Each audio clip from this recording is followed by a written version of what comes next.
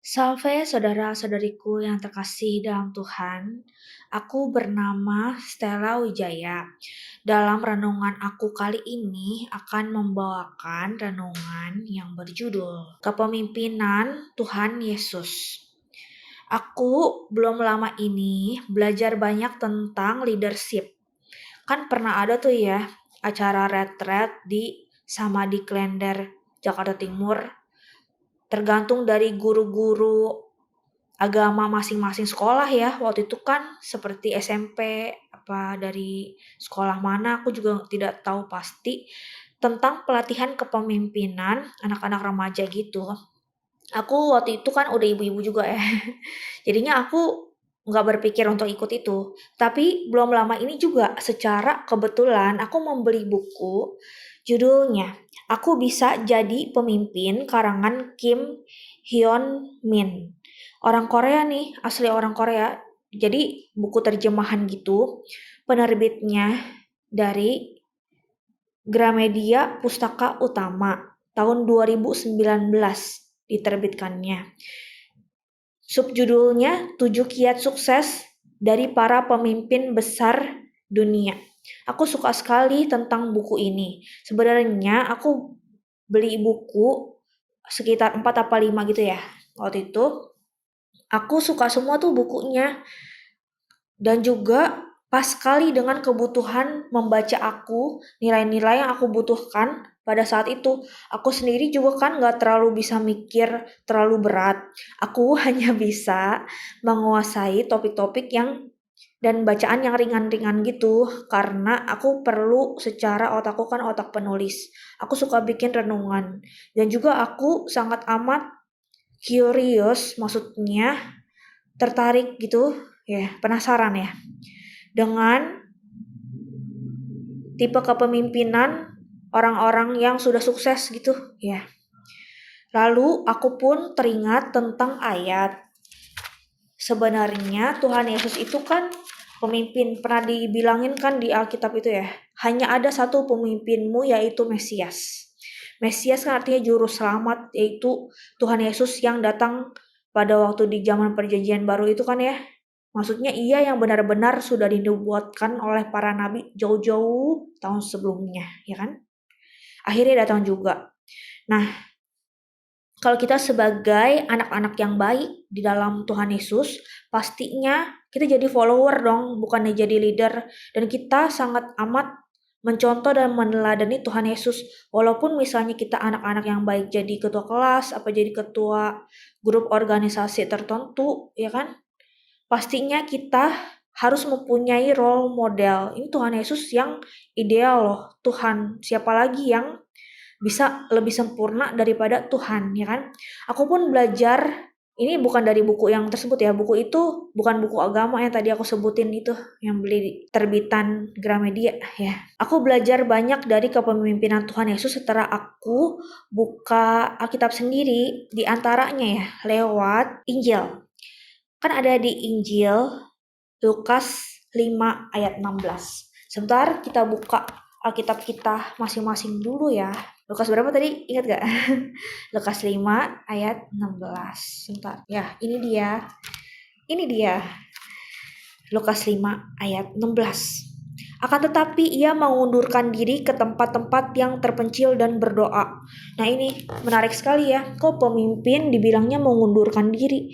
Dalam artian apa? Aku renung dan merenung mikir-mikir lagi. Kalau misalnya mengundurkan diri bukannya lepas jabatan, bukannya menghindar dari panggilan hidup, bukannya berhenti dari tugas hidup sehari-harinya Tuhan Yesus itu. Tapi Tuhan Yesus mengundurkan diri misalnya untuk merenungkan segala yang sudah terjadi sebelumnya, tugas-tugasnya bagaimana.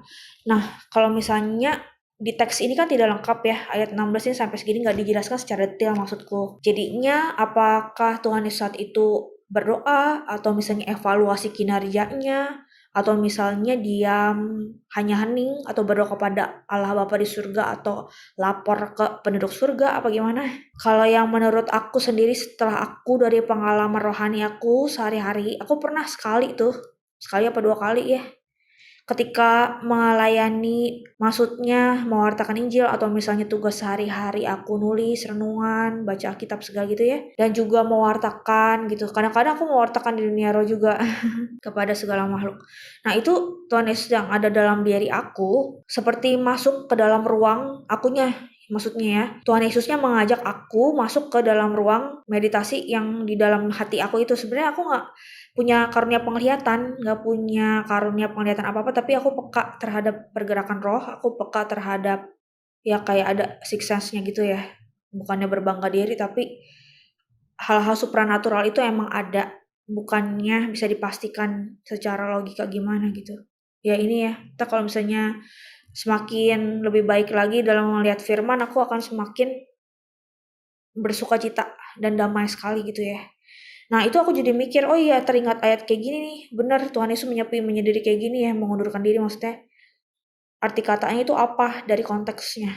Jadinya seperti menghindari popularitas gitu. Misalnya kan kalau misalnya terlalu melibatkan banyak orang atau berinteraksi dengan makhluk kayak aku gitu ya. Jadinya perlu waktu untuk kayak orang abis lagi di depan pidato apa gimana, perlu mengasingkan diri untuk tetap menjaga kekudusan diri dan tidak terpengaruh. Ini yang nomor 2, tipe kepemimpinan Tuhan Yesus ya. Tuhan Yesus itu membawa pengaruh yang amat besar dibandingkan orang yang lainnya, siapapun juga manusia. Tidak ada yang mengaku-ngaku ia adalah Allah, ya kan? Ada yang mengaku sebagai nabi, ada yang dianggap sebagai rabi, ada yang dianggap sebagai imam, ada yang dianggap sebagai raja. Tapi Yesus ini dibilangnya apa ya, gelarnya apa gimana ya itu ya? Anak Allah. Anak Allah yang hidup, maksudnya gimana ya? Mesias gitu. Maksudnya anak Daud ya. Itu kan maksudnya beda sendiri dari yang lain. Jadi kalau misalnya kita beda, bukan berarti kita aneh, tapi manusia itu diciptakan unik. Kita kan mengabdi kepada Tuhan Yesus, ya kan?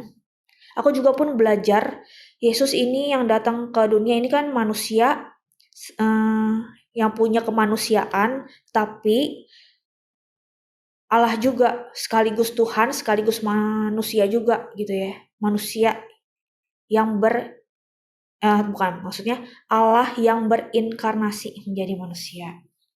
Jadi aku juga mengerti bahwa Yesus itu membawa pengaruh, bukannya terpengaruh terhadap orang-orang di sekitarnya ataupun keadaan di sekitarnya. Membawa pengaruh yang besar tentunya selalu ke arah kebaikan. Lewat apa? Lewat ajaran-ajarannya, lewat perkataannya, teladan hidupnya, kebiasaannya sehari-hari, lewat cara berpikir dan bertindak. Dan dia bereaksi terhadap debat gitu kan. Ada orang ngajakin dia debat, menentang dia, mau menyerang dia secara diam-diam. Nah itu reaksinya selalu aja tepat karena belum waktunya. Tahu sendiri kan, semakin kita pelajari Injil, kita akan semakin mencintai kepemimpinan Tuhan Yesus ini ya. Yang nomor 3 itu rendah hati, ya tentu aja pasti rendah hati ya. Contohnya di Markus 2 ayat 16. Sebentar, kakak buka Alkitabnya dulu. Markus 2 ayat 16.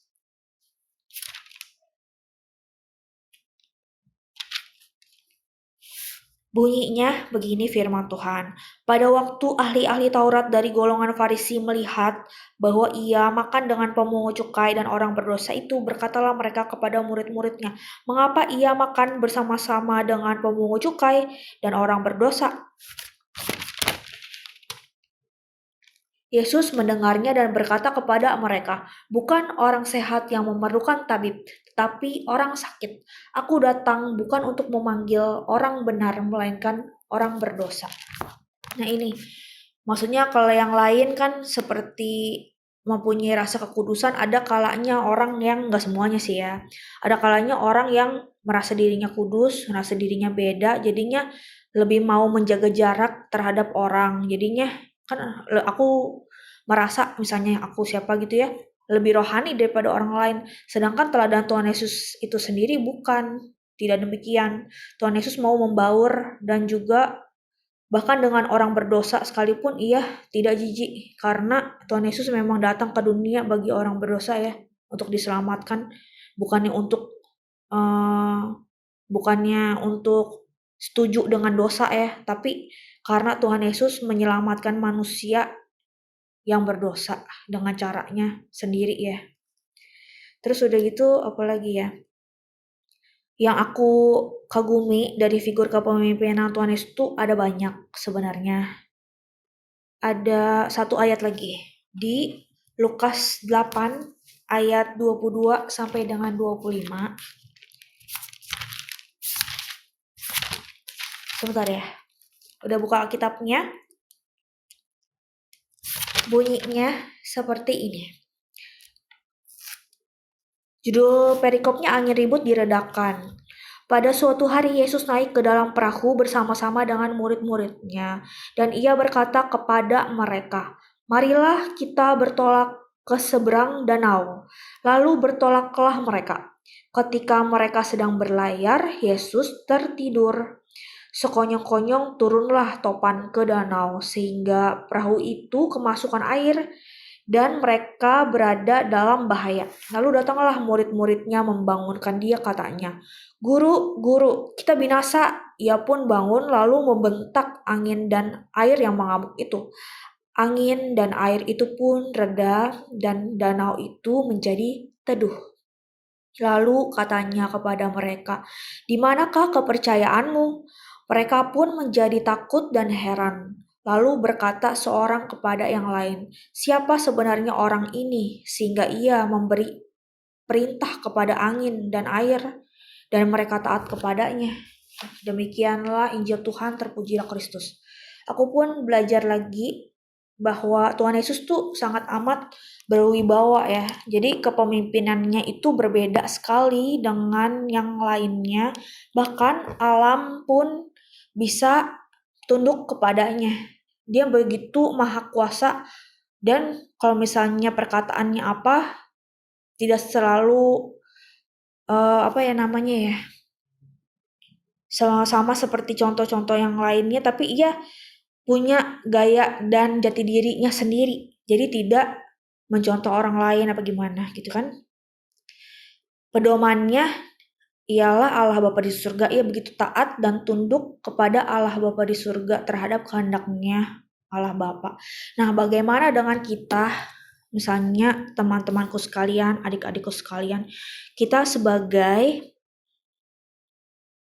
pemimpin juga, misalnya di keluarga kita, misalnya anak yang jadi paling besar, atau misalnya di lingkungan dan sekitar kita, bagaimana kepemimpinan yang kita terapkan? Apakah kita menjadi pemimpin yang jujur, tegas, adil, optimis, bijaksana, berwibawa, atau kita pemimpin yang kurang jujur atau mudah terpengaruh yang tidak baik? Ya, demikianlah renungan aku. Semoga berkenan di hati kita. Semangat terus melaju baca Alkitabnya. Salam semangat dan sehat terus di dalam Tuhan kita Yesus Kristus. Amin.